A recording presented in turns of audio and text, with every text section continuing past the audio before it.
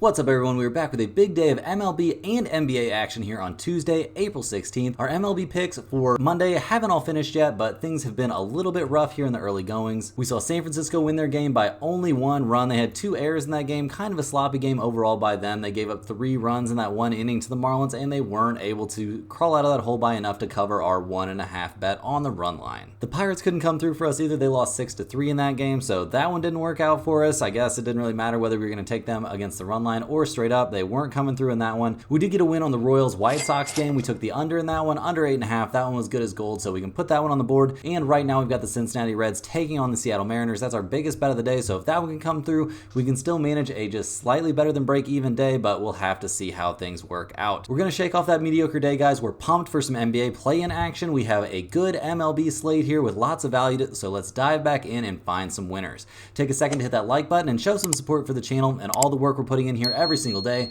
If you're new, take a second and subscribe. It's 100% free. It can keep you from missing out on these picks. These videos are sponsored by StumpTheSpread.com. Click the link in the description to go over there and join our free email list and check out our top confidence plays on all the major sports. Comment below with all the bets you're looking at today, and we will give you our best advice on all of them. We respond to absolutely every single comment, so let us know anything you want to say about my picks, these videos, or anything you see here. As always, our final picks will be in the pinned comment down below. Now let's get into our first game of the day. We've got the Minnesota Twins taking on the Baltimore Orioles in Game 2 of their series. The Twins took the 7-4 loss in Game 1 of the series. They didn't exactly look great. I guess scoring 4 runs isn't a terrible day for the Twins, but that is not going to get the job done. They're off to a 6-9 start to the season, so not a lot of positives here in the early goings. They're going to be handing the ball here to Chris Paddock. He comes into this game, he'll be making his 3rd start of the year, and he's looked very good through his first 2 starts, albeit he hasn't made it very deep into games. He went 4 innings against the Milwaukee Brewers. He gave up 6 hits, 2 earned runs in that one. He has given up a home run in each of his games this year. He gave up a home run to the Brewers. And then in the second start of the season, he went 4 2/3 innings, gave up 6 hits in that one, 2 runs again, a home run. He did have 5 strikeouts against the Dodgers, so that's pretty respectable. In general, sporting a 4.15 ERA and only 7 strikeouts over only 8 innings pitched through 2 starts is just not a great look. The guy's not going deep into games. He's a big right-handed pitcher. You would think he might have a little bit more endurance, a little bit more in the tank than he's shown so far, so maybe he'll build on his last 2 starts coming into this one. I mean, he was going up against the Dodgers, so that has to count for a little bit of something, but just in general, this isn't a guy we're looking at as a real shutdown option. The Twins in general, they're going to need pretty much shutdown outings from their pitchers if they want to win games right now. They had a decent offensive game last time out. They scored 4 runs in Game 1 of this series, but man, they have not been lighting up the scoreboard. They've scored only 49 runs this season overall. They're tied for 27th in the majors in that category, so looking pretty weak. They've got a league worst, an MLB worst batting average of 185. That's just not going to get it done, guys. You got to score some runs. I don't care how good your pitching staff is, and this pitching staff isn't exactly insane. So just in general, we're very concerned about the Twins' ability to score runs, and we're definitely concerned about their ability to win games against a team like the Orioles. Baltimore comes into this game. They've won the last 2 in a row. They only got 1 win out of that 3-game series against Milwaukee, but they came out of the gate here looking very, very good behind a great game from Cedric Mullins to get a 7-4 win here over the Twins. The Orioles are off to a pretty good start. They're 10-6 on the season overall, and they're handing the ball in this one to Grayson Rodriguez. He's going to be making his 4th start of the season, and he's looked good here in the early goings. He's lasted at least 5 2/3 in each game. The most earned runs he's given up in any start is 2. He gave up 2 home runs to the Pirates in his game against them. Not great, but 2 solo shots isn't exactly the end of the world. In his start against the Angels to open his season, he looked very, very good. And his last time out against the Boston Red Sox, 5 2/3 innings, 6 hits. So he was getting touched up a little bit, but 5 strikeouts and only 2 earned runs. Not exactly a terrible performance. The guy's 2-0 on the season. He's sporting a 2.5 ERA, so things are looking very, very good. And I mean, if you're looking at 21 strikeouts through 3 starts, that'll definitely work. The Orioles in general have been having a great season, like we were just saying. Their offense has been humming right along. They're not exactly like dominating. They're not the top offensive team in the league, don't get me wrong, but 10th in the league in runs scored, that'll work. They're middle of the road in batting average. I think we'll see that number maybe come up a little bit. And their team slugging percentage is excellent. Their slugging percentage is .429 as a unit, and that's good for 7th in the league. I think we can expect to see them living by the long ball and I think they've definitely got a chance to hit some home runs against Chris Paddock, who's been giving up home runs in every start this season. Looking at the numbers for this game, we see that the Orioles are pretty big favorites. They're at minus 160 for this game, so that's a pretty big number. That's a little bit concerning, but they looked very, very good in their opening round game. There's no real major trends to look at on the run line for this game, and I don't think we're confident enough in the Orioles to take the run line. In terms of the over-under for this game, we see it's at 8.5. We saw a bunch of runs get scored in game one of the series, and we don't exactly have a ton of faith here in Paddock, but I do have a decent amount of faith here in Grayson Rodriguez. We're going to be going with the Orioles in this one. I don't know if it'll be one of our key plays. It's a little bit steep of a price, but minus 160 isn't terrible, so give me Baltimore minus 160 as our first pick of the day. Next up, we're looking at the Colorado Rockies going on the road to take on the Philadelphia Phillies in game 2 of their series. In game 1, we saw the Rockies take the 2-1 loss. They did not come through in that one. They saw their starting pitcher Freeland get injured on the base pass in that game. Pretty tough thing to see, especially when he's just being used out there as a pinch runner. You don't really think the guy's going to hurt his shoulder, but things aren't looking exactly great for him. It'll be interesting to see how that progresses. We don't really have any major news on that one, but right now we're looking at the Rockies not off to a good start at all. They're only 4-13 on the season, and they're handing the ball in this one to Austin Gomber. He has gotten off to a decent start this season overall, actually. He's going to be making his 4th start of the year. Last time out, he was very good against the Arizona Diamondbacks, giving up only 2 earned runs over 6 innings. He did give up 6 hits, so it's not like it was an absolutely dominant performance, but the poor guy still hasn't registered a result this season. His first 2 starts of the year did not look good. He only lasted 4 innings against the Rays, 4 2/3 innings of getting banged up by the Arizona Diamondbacks in his first start, so not exactly looking dominant out there. And with the Colorado Rockies offense behind you and how mediocre they're looking right now, you've got to be kind of dominant as a pitcher. Despite playing a lot of their games in a very hitter-friendly park, they're only 16th in the league in terms of runs scored. Their team slugging percentage is pretty decent, but that number can be a little bit inflated, and their team batting average is looking relatively good. It's at 252, but what can we really expect to see from them going forwards? We see Ryan McMahon, he's leading the way for them, batting almost 350 on the season, so that's pretty good. But just in general, we don't have a ton of positive news about an offense that has scored a grand total of 1 run over their last 18 innings. That's just not going to get the job done, guys. The Colorado Rockies are supposed to be a team, historically speaking, that's a bunch of sluggers. That is not what has been the case this season. Colorado's going to have to figure out how to put some runs on the board going up against the Phillies, who come into this game. They've won 2 of their last 3 overall. They did only go 1-2 in that series against the Pirates, so they can't feel great about that. They're 9-8 on the season overall, so not exactly a disaster, but not exactly tearing it up either. They're going to be handing the ball in this game to Ranger Suarez. He comes into this game looking pretty good. He's coming off a great start against the Pirates, where he gave up only 2 hits over 6 innings and had 8 strikeouts, so a great performance. His best start of the season for sure. He did have a good start against the Washington Nationals also. He only gave up 2 earned runs over 6 innings, but it wasn't nearly as dominant as his outing against the Pirates just was. In general, he's off to a fantastic start to the year. He's 2-0 with a 2.65 ERA and 19 strikeouts through his 3 starts. This short left-hander, he's doing pretty good. This guy is built like a tank, and it'll be very interesting to see how he progresses here throughout the season. The Phillies in general haven't gotten off to a super hot start hitting the ball. There's really no way around that. They have not looked good at the plate in general. They're 24th in the league in terms of runs scored with only 58 over the course of the season. Their team batting average is pretty low. Their team slugging percentage is not great. Their team on base percentage is not good either. Their just offense is not clicking right now. There's no way around that. They don't have any super hot hitters to lean on. I guess their hottest hitter right now is probably Trey Turner or Brandon Marsh, but just in general, this squad not hitting the cover off the ball. We see the Phillies are a massive favorite in this game. They're minus 240 in this one. That's not really a number we're very interested in, though. We're looking more at the over-under on this one. We see that it's at 8.5. Colorado, they're not hitting the ball very well this season. They are 9-8 to the over so far this year, but just in general, going up against an elite starting pitcher like Suarez has looked like so far this year, I don't really like their chances of scoring a lot of runs, and the Phillies just in general aren't scoring a ton of runs, and we do see Gomber coming off of a pretty decent start, so go ahead and give me under 8.5 for this game. I don't think we'll see very many runs, and I think we're going to see a lot of pitching, so not a lot of offense in this one equals a bet on the under. Next up, we got the San Francisco Giants going on the road to continue their series with the Miami Marlins. The Giants let us down yesterday. We had them against the run line, and they could not come through for us. They did win that game 4-3, but they had 2 errors, and just in general did not look great in that one. They had to rally to win this game. We saw Skip Schumacher get tossed in that one. Just a kind of weird, kind of messy game. Really wish we could have seen the Giants score one more run in that one, but oh well, you can't win them all, right? The Giants are handing the ball in this one to Jordan Hicks. He comes into this game, he'll be making his 4th start of the season, and the guy has been absolutely dealing here out of the gate. In his last start, he gave up only a single run to the Washington Nationals over 6 innings of work. Before that, he dominated the Padres. He gave up only a single earned run over 7 innings and had 5 strikeouts and 0 walks, so Those are the kind of statistics you can get behind. The guy's 2-0 on the season. He's sporting an ERA of exactly 1. This small right-hander has looked great here in the early goings. The Giants' offense, on the other hand, has been extremely middle of the road. There's just not a lot of great things to report here. They're a middle of the road offensive team. They've scored 69 runs. They're 16th in the league in terms of runs scored. Their team batting average isn't elite. Team slugging percentage not good. Their on-base percentage is actually concerningly low. They're 20th in the majors in on-base percentage. So this is not a squad that's having a great time at the plate, but this should be a good spot for them to get the bats going here, going up against the Miami Marlins, who come into this game fresh off of another loss. They're only 3-14 on the season. Not a lot of positives to report for this team, and we don't expect to see very many positives for them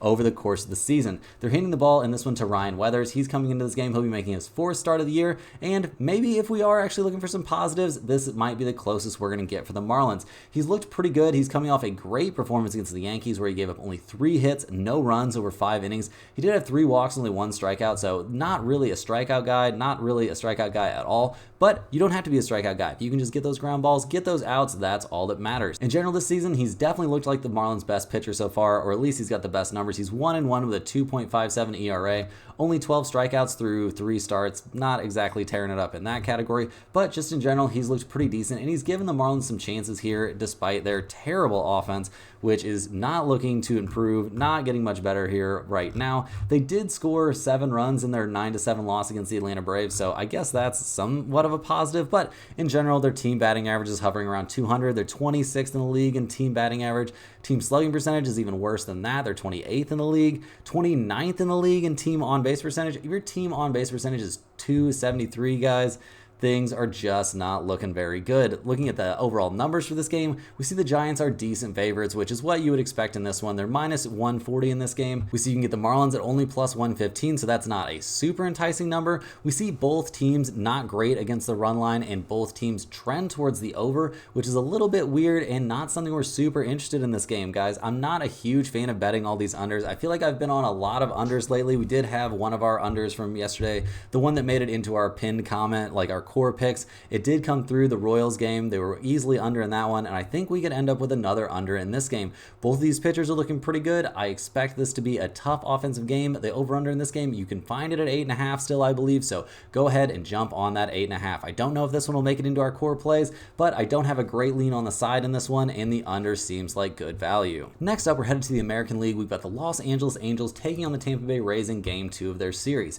We see the Angels came away with a 7-3, pretty convincing 7-3 win in Game 1 of this series, and they're now 500 on the season. The Angels are 8-8 overall, and they're going to be handing the ball in this game to Jose Soriano. He's going to be making his 4th appearance and 2nd start. His first start of the season did not go too hot, and it was against the Tampa Bay Rays. He went 4 innings, gave up 6 hits, 4 earned runs, 1 home run. He did have 6 strikeouts in that game, so there were some positives in there for him, but we did see the Angels take the 4-2 loss, so they can't feel too great about that. He's got no results so far to report this season, but he's sporting a ERA of 6.30, so not exactly amazing. This middling right-hander, I'm not really sure what we expect to see from him. Will he end up being a decent starter in the MLB?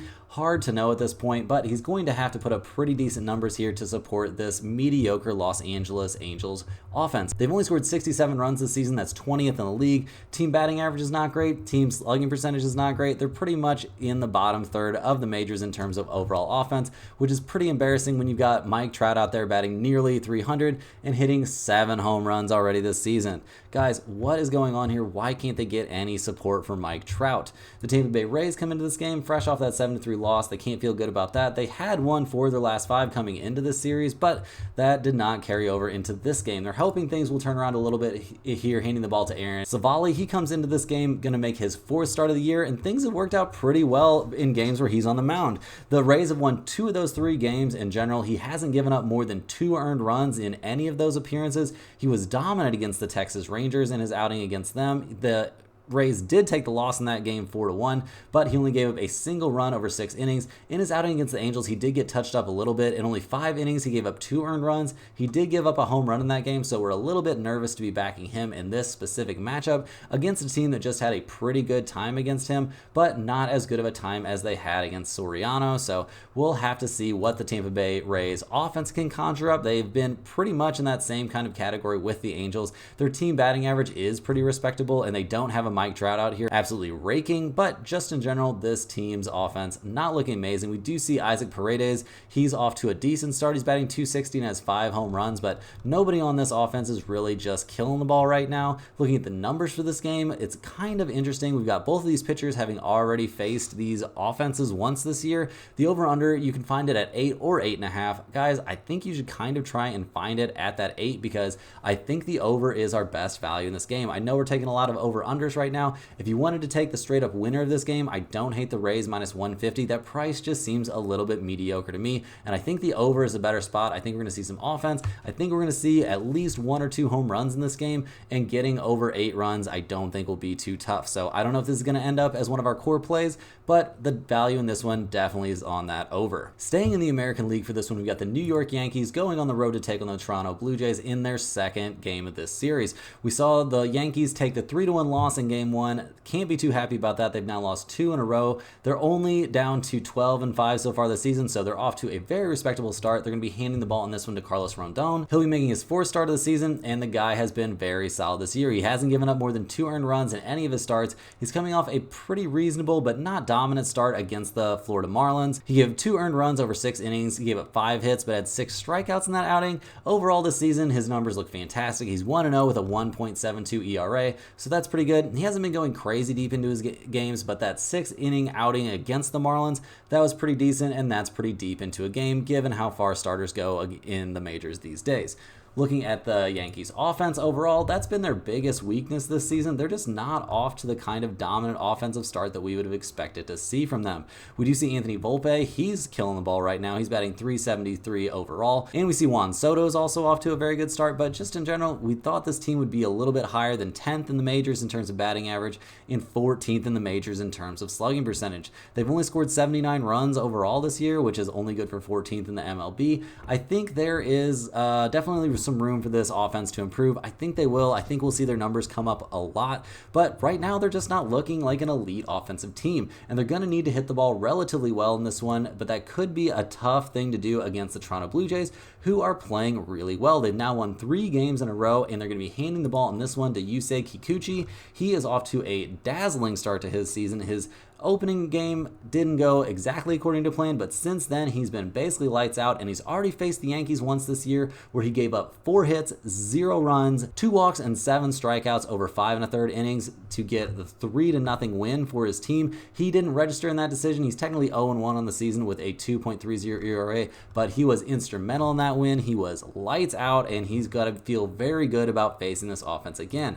The Toronto Blue Jays offense hasn't had the best start to the season at all, but they've come alive a little bit recently. They scored 5 runs in each of their 2 wins over the Colorado Rockies, and then they won a low-scoring one, 3-1 against the Yankees. But just in general, they have to feel better about how they're hitting the ball. Justin Turner is batting .362. We see Vlad Guerrero Jr. He's really in a funk here to start the year. I think we're going to see him go on some sort of crazy run here eventually. Who knows when that's going to happen, though? Always difficult to predict those. But looking at the numbers for this game, we see the Yankees are minus 110. The Blue Jays are minus 110, so the books have this basically as a coin flip. I don't really feel like it's a coin flip, but guys, you're going to be probably a little bit disappointed in me. We're going to be looking at the over-under in this game. If you want to take the winner straight up, I do kind of like the Blue Jays minus 110, although that number doesn't super excite me. What I'm really excited about, though, is the fact that you can still find some 9s out there on the over-under. If you can get it down on 9, that's going to be amazing. We're definitely taking the under in this one. The Yankees are a league best 11-5-1 to the under, and we see the Blue Jays are 10-7 to the under. Neither one of these teams is hitting the ball particularly well right now, and we love Kikuchi out there on the mound. We love Rondon out there on the mound. There is not going to be a lot of offense in this game. I'll be very surprised if this doesn't make it as one of our core plays. Flying right along here, guys, we've got the Cleveland Guardians taking on the Boston Red Sox in game 2 of their series. We saw the Guardians come away with a 6-0 win in their first game of the series. They looked pretty dominant in that one, and they're going to be looking to build on that 11-5 season record. We see the Guardians are going to be handing the ball here to Tanner Bybee. He comes into this game making his 4th start of the year. He's fresh off his worst start of the season, guys. He got shelled by the Chicago White Sox of all teams. He gave up 5 earned runs in only 4 1/3 innings. 3 walks, 2 strikeouts. Other than that, he's been decent this season, but not great. He's sporting an ERA of near 6. He's only 1-0 on the season. Somehow he avoided taking the loss in that game because we saw the White Sox end up losing that one, and the Guardians came away with a 7-6 win. So just in general, though, the Cleveland can't feel great about handing him the ball right now. The Boston Red Sox got off to a great start, but they've definitely cooled off a lot. They just lost game 1 of this series. They had won their last 2 games before that. They ended up getting a 2-1 series win over the LA Angels. But just in general, this team hasn't exactly gotten off to the start they imagined, and they're going to be handing the ball in this one to Garrett Whitlock. He comes into this game, he'll be making his 4th start of the season, and he's been one of their bright spots for sure. In his last outing against the Baltimore Orioles, he gave up only a single run and 4 hits over 5 innings of work. Before that, against the Angels, he gave up 0 runs and 4 hits over 4 1/3, and in his first start of the season, 5 innings, only 1 run and 3 hits, while striking out 8 against the Seattle Mariners. So just in general, they have to feel very, very good about handing him the ball. But the problem for the Red Sox this year has kind of been their offense. It hasn't been terrible, don't get me wrong, but it has not been great. It's definitely cooled off a decent amount. They're 15th in the majors in terms of runs scored. Their team slugging percentage is mediocre, but their team batting average is what really bothers me. We have seen Tyler O'Neill hitting the ball really well here out of the gate. He's hit 7 home runs already in the season. He's batting .312 overall. He can be kind of a streaky hitter, so we'll see if he's got the legs to keep this thing going. But just in general, the Red Sox have to feel good about how he's hitting the ball, but not really everyone else. Looking at the numbers for this game, we see that it's pretty much a coin flip in terms of straight up who's going to win. We see Cleveland is a very good run line team, and we see kind of varying trends on the over-under in this one. Guys, I think this is a great spot to take the Red Sox against a team that I think is a little bit better than them, but I think we see Boston in a much, much better situation in terms of who's going to be on the mound. Whitlock has looked very, very good this season. I think we'll see him have another good start. We haven't been very impressed with Bybee here in the early going, so definitely give me Boston -110 in this one just to win straight up. I think this is a pretty good spot for them to get a win at home and to even up this series at 1 win apiece. Moving right along, guys, we've got the Cincinnati Reds going on the road to take on the Seattle Mariners. These two teams are actually still playing right now at time of recording in their first game of the series. Right now, we see that the Reds are losing 5-2, so that does not look amazing for us. Hopefully, they've got some sort of comeback there in the tank, or we are in for a losing day. That'd be pretty disappointing, but we've been running kind of hot here lately, so I'm not exactly going to cry about it. The Reds come into this game, they're 9-6, or maybe going to be 9-7 here on the season, and they're handing the ball to Hunter Green. He's going to be making his 4th start of the year. He's coming off by far his worst start of the season. He had 2 very solid starts to begin the year, looking good against the Nationals and then very, very good against the Mets.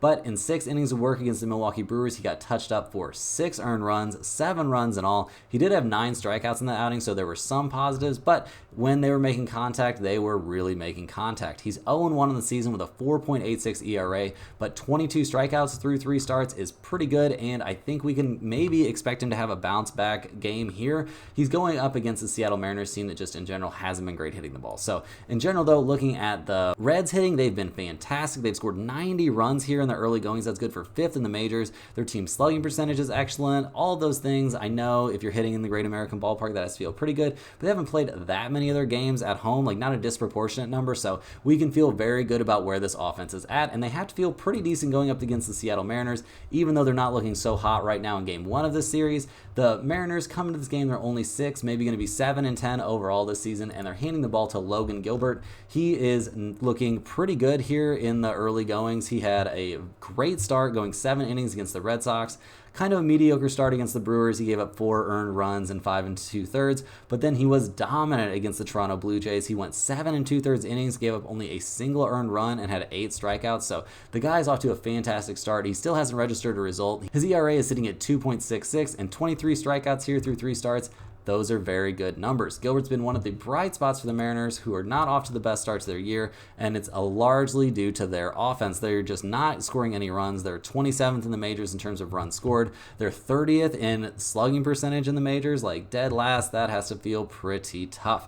Looking at the numbers for this game, we see that the Mariners are -140, so the odds makers are definitely on the Logan Gilbert train. We see Cincinnati's only +116, so I would like to say that that's a little bit appealing, but not really so much. The over-under for this game is only at 7 or 7.5. This is a tough game to peg, guys. I'm not really sure which way we want to go. I guess you could give me Seattle minus 140 if you really want to bet on this game. Going on the under in this one seems a bit sketchy. Like, neither one of these starters is really terrible, but going under 7.5 seems a little bit tough. So this is a hard game to figure out. I guess give me Seattle minus 140 or the under, but I do not think I'm going to be betting this game. Next up, we've got the Atlanta Braves going on the road to take on the Houston Astros. The Braves come into this game. They're currently playing game 1 of this series right now. We see Atlanta is up 3-1 on Houston, and they've got the bases loaded here in the top of the 9th, so they have to be in very, very good shape in that game. We definitely expect to see them come away with the win. They're going to improve their record to 10-5 overall, and they are looking pretty good here out of the gate. They're going to be handing the ball in this one to Ronaldo Lopez. He comes into this game making his 3rd start of the season, and he's looked great in the early goings. Against the White Sox, he gave up only a single run over 6 innings of work, only 4 hits in that game, and 5 strikeouts, so looked very, very good, but not as good as he looked in his 2nd start of the year. Against the New York Mets, he went 6 innings, gave up only 3 hits, no runs, 6 strikeouts. He is looking fantastic here in the early goings. He's 1-0 with a .75 ERA. That is pretty great. We can expect some big things from him moving forward. The Braves offense in general has been absolutely raking. We've seen Marcell Ozuna get off to an insane start. He's batting .373 and has 7 home runs and 21 RBIs here in the early goings. He's a big part of the reason this team is 3rd in the majors with runs scored. They put up 91 runs overall. They're 1st in team batting average in the majors, 1st in team slugging percentage, and 1st in team on-base percentage. There's no way to get around it. The Atlanta Braves are hitting the absolute cover off of the ball right now, and it looks like they're doing the same thing right now in the game they're playing at this moment, because they've already scored 4 runs, and they've got the bases loaded right now with nobody out. The Astros are off to an absolute nightmare start this season. The good news for them is we could see Justin Verlander return to play this weekend, so it'd be nice to see him back out there on the mound, I suppose, but that is not exactly pegged to turn things around here for the Houston Astros. In this game, they're handing the ball to Hunter Brown. He is off to a nightmare start to his season, guys. He did look okay in 4 innings in his 1st start of the year against the Yankees, but ever since then, he's been getting absolutely shelled. In his last start against the Kansas City Royals, he lasted 2/3 of an inning. He did not make it out of the 1st inning, guys. He gave up 11 hits and 9 earned runs. They just really wanted him to get out of that 1st inning, and he could not do it. Devastating start, and it wasn't that much worse than his start before against the Texas Rangers, where he gave up 5 earned runs in only 3 innings of work. This young guy, he's not looking great right now. He's not having a good time. He's 0-2 on the season with an ERA over 16. Things are just looking pretty weak right here for Hunter Brown. Looking at the numbers for this game, we see the Atlanta Braves are only minus 118. Guys, I don't know if this is going to change or if this is some kind of mistake. I mean, right now I'm looking right at the odds page and I just don't understand this line at all. Give me the Atlanta Braves minus 118. This is probably going to be one of our bigger bets of the day. I don't know why this is considered to be even potentially close. I think they'll win this game very, very comfortably unless the Astros pull some sort of fast one on us. So definitely give us the Atlanta Braves in what looks like it will be one of our key plays tonight for sure. You'll see it down there in that pinned comment, I would wager. Next up, we've got the San Diego Padres going on the road to take on the Milwaukee Brewers in Game 2 of their series. We saw the Padres get the win in Game 1 pretty handily. They won that one 7-3. They looked very, very good in that outing, and they have to be hoping they can carry that over. Handing the ball here to Dylan Cease. He's gotten off to a pretty good start to his season overall. There's really no reason to complain here. Through 3 starts, the guy is 1-1 in the season with a 2.16 ERA. His last time out against the Chicago Cubs, a team that hasn't been struggling too much at the plate here in the early goings,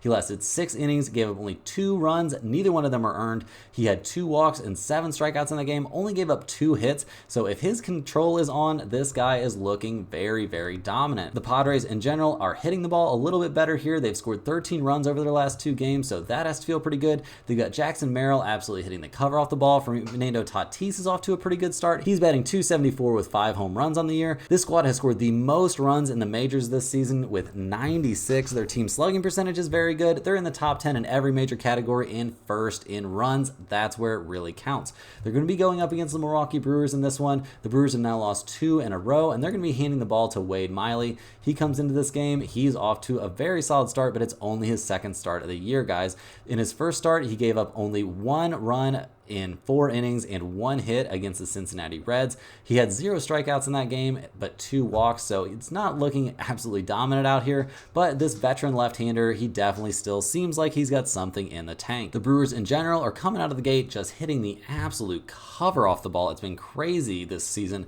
William Contreras is hitting nearly 400 here in the early goings. We've seen Christian Yelich get off to a fantastic start, which we all know is very important for him. He's got 5 home runs this year and he's hitting 333 on the year. Their 91 runs this season has them 3rd in the MLB. Their team batting average is near 300. They're in the top 2 in every major hitting category. They're absolutely killing the ball right now. Both these teams are just hitting the crap out of the ball. There's no way around it. Looking at this game, we're definitely looking at the over-under. Neither one of these pitchers really look absolutely lights out to me. Obviously, Cease is off to a good start, and Miley's been good in limited action. But the Padres are 9-8-1 to the over, and they're hitting the crap out of the ball. We see Milwaukee is 10-4 to the over, and the over-under for this game is just a normal 8.5. Guys, go ahead and give me the over in this one. I think we're going to see plenty of offense.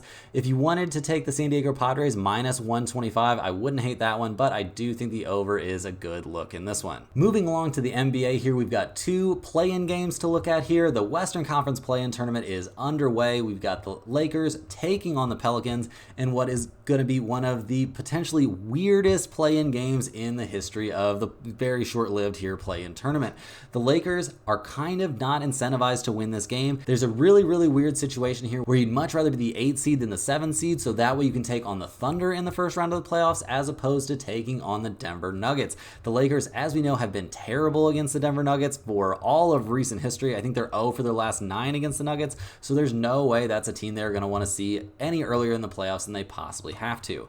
The Lakers come into this game fresh off of a dominant win in New Orleans over the Pelicans, so they know they can win in this matchup. They had to feel really, really good about this matchup. In that game, we saw the Lakers get an insane triple-double performance from LeBron. We saw Anthony Davis come back from some weird phantom injury to his eye to score 30 points and look just dominant out there. He only had 11 rebounds and no blocks, so maybe dominant is a little bit too strong of the word, but the Lakers in general played really, really well. Their starters all looked fantastic. Their bench had some contributions, but wasn't asked to do too much, and just in general, this team looked very, very good, shooting nearly 40% from three-point range and 55% from inside the arc. The Pelicans, on the other hand, they've kind of stumbled here at the end of the season. They were looking good. They had won 4 straight before that loss to the Lakers.